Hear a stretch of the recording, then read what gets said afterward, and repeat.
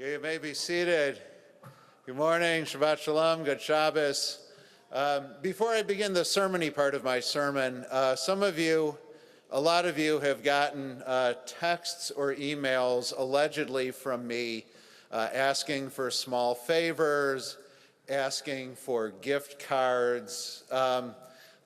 It's not from me. I would never ask you for a small favor. And I don't really need the iTunes gift cards. If you'd like to discuss what I would like after services, I'm all ears. But this has been very infuriating, and it's been a pain, to say the least. There is a very special place, I think, for those who imitate rabbis in order to rip off congregants. Let's just say it's warm all year round. But if you do get a text or email from me that and it has proper grammar and signed Rabbi Bergman, you'll know that ain't me. But just it's been very irritating, and it's been happening to some others as well in the clergy community. Jewish and non-Jewish. So just keep an eye out for it. You do not have to let me know. I have answered 600 emails. And again, it's all from a good place. Like, you may not know. And it's literally how I spent my summer vacation. The only thing that actually really irritated me more is that the response rate to the fake texts were better than the ones I actually send out. But it's all okay. So when I meet with couples before they get married, we talk about a number of things. One is, how does the house get cleaned? Well, because very often one partner wants it clean and one wants it not dirty. And in that space is all the arguing. That's why I always suggest have someone come and do the heavy lifting if you possibly can. Another one, we talk about finances, because finances is philosophy. One partner might believe, look, we're going to live to 100, we're going to need every nickel, and one is like, we can get hit by a meteor tomorrow, let's just have a good time. And so I suggest usually having a financial advisor just to kind of mediate. But the thing that we talk about, which I think is actually the most important, is ultimately, when are you at your best for the person you say you love the most?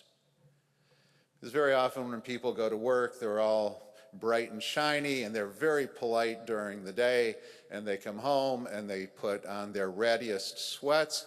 It still looks great. It's my lucky shirt from college. It can literally walk out of the closet but you're kind of grumpy, you've had your day, you're wearing your rattiest sweats for the person you say you love the most on earth. And then you wonder why you get the response that you do. I call it ultimately, how many kids do we have here right now? Okay, so we should be okay. You don't want to become friends without benefits. Just roommates. You're just sort of there for each other. Our Torah portion alludes to this, I think, in an interesting way that I hadn't thought about. It says, "V'lo tavi toeva el beitecha v'yitacherem kamohu." Don't bring an abomination into your house. Now that sounds kind of strange. No one says, oh, you know what I'm bringing home tonight? An abomination. No one thinks in those terms. An abomination is really something that is hurtful to someone else because of your own ego, because you don't care enough about the other person, or you want to inflict yourself on them. And these are the sort of things that we're not always aware of that we're bringing home. One of the things I think it's important to think about is, what is it that you're bringing home, that you should be bringing home, And what are the things that you're bringing home that you should maybe leave outside before you come in? And I'm thinking about things even like, I don't know if you know, there's an election this year. I can automatically feel everyone in the room tensing up. Has any of you had any kind of contentious discussion with anyone about politics? Did you ever have someone in your family just get in your face about it instantaneously and start talking about it and how wrong you are? Oh, no one. Okay, great, it's just me.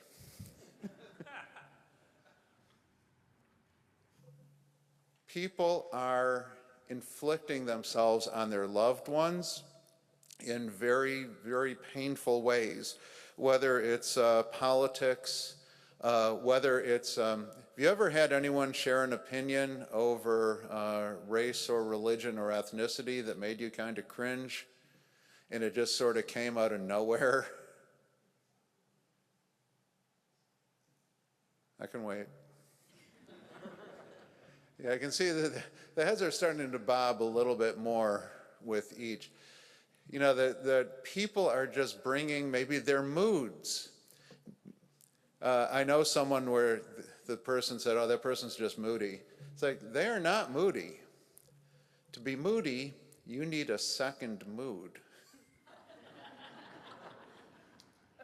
They're just miserable all the time. That's not moodiness.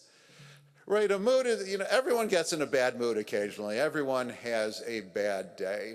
But when your default is anger, and it's hatred towards others, and it's a lack of appreciation for everything, and you're inflicting that on your loved ones, that's what the Torah, I think, means by to'eva. That's what the abomination is, because it creates an incredible distance between people, and they don't even notice it.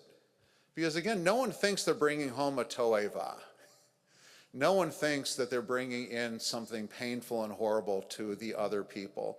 I think most people are really trying their best to their current capacity.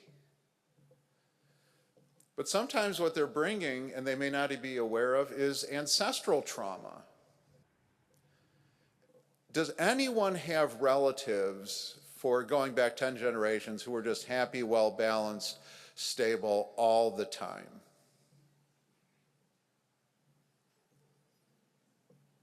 Nobody.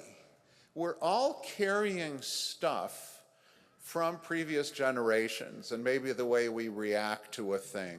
And we may not even know it. But just to be aware of what are we bringing home?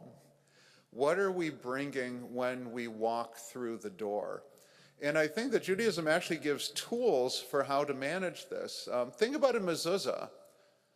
The idea of a mezuzah is that before you come back in the space, which is the most important space to you, pause for a minute and asking yourself, what are you bringing in? Who are you today that you're bringing in that your loved ones will be happy to see you? Again, everyone's got a mood. Everyone's had a bad day. Things happen. But if your loved ones are cringing every time they hear the door open, that's a problem. If they're walking on eggshells all the time because they never know which you they're getting, that's a problem. The mezuzah says, pause for a minute and try to remember that the people in there are on your side and deserve your love, attention, your kindness, your compassion. And it'll make an enormous difference. And even think about Shabbat. Shabbat is a place we enter. What do you need to bring in to make it Shabbat? And what do you need to leave out to make it Shabbat? Do you have the capacity to act like the world is good for one day?